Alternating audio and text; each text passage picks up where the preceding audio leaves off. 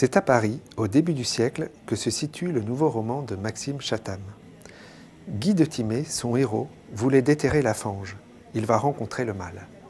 Le plus difficile, c'est justement de trouver sa place dans le temps.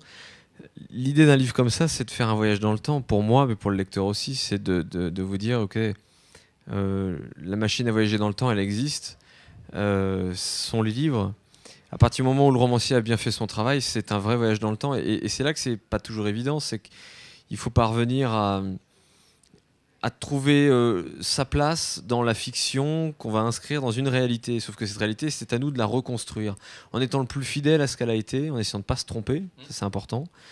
Donc c'est beaucoup de documentation, beaucoup de préparation, et puis après, la plupart des lieux qui sont décrits dans Léviathan sont des lieux que j'ai décrits avec des photos, avec des témoignages de l'époque, avec des plans, et c'est ce qui fait qu'à la fin...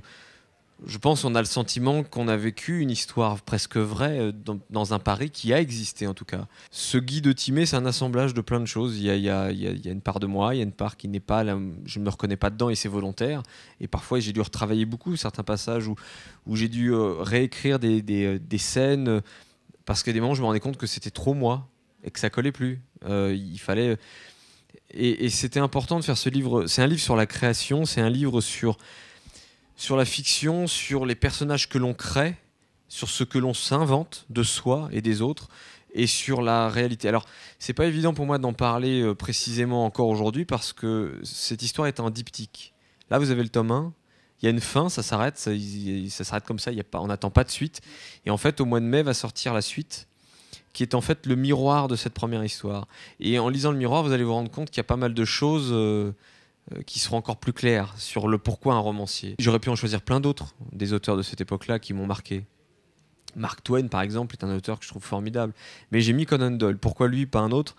Parce que Conan Doyle renvoie à sa propre histoire.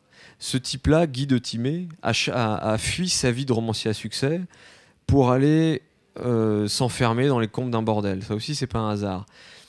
Il va d'abord passer 6 mois à tâter de la chair, et puis après, il va essayer de s'élever de façon plus spirituelle. Sauf qu'il va le faire dans les combles poussiéreux et mal rangés d'un bordel. Il va faire ça dans un lieu qui ressemble à ce qu'il est, à ce qu'est sa tête. Un endroit reculé, sale, encombré, dans lequel on a oublié des tas de choses. Et il va essayer de reconstruire sa vie là-dedans, et surtout de créer une histoire policière là-dedans. Sauf qu'à trop vouloir créer une fiction policière, on finit par la rencontrer dans la réalité.